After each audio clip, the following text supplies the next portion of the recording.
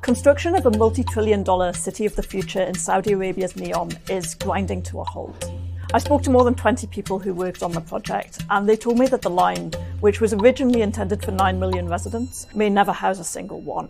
The project is colossal. Just to give you a sense of the scale, if the line was dropped in central London, it would be taller than the Shard and it would stretch all the way to Birmingham.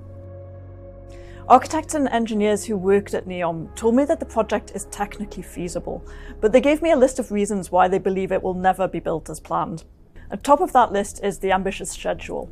In 2022, Neom suggested that people would start moving in at the end of this year. By 2025, we expect to have, or plan to have, 130,000 residents and 1 million tourists. To meet the deadline, work to build the foundation started before the rest of the building had been fully designed or costed.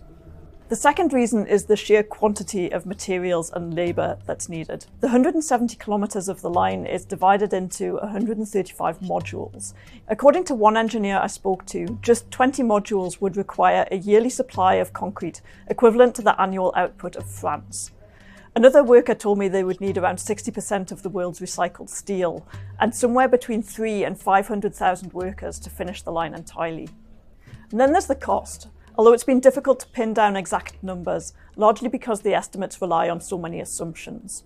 During my reporting, I was told that executives were told in late 2021 that the budget for the line was $1.6 trillion, but a cost estimate carried out a few months later put it at around $4.5 trillion.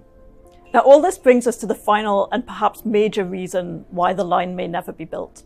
And that's that given the scale and complexity of the project, private investors have largely refused to back the development. And that's left the Public Investment Fund, Saudi Arabia's sovereign wealth fund, to foot the bill. But a recent slump in the price of oil has meant the PIF is struggling for liquidity. Unless more private investment can be found, it's hard to discount concerns that the project may never be finished.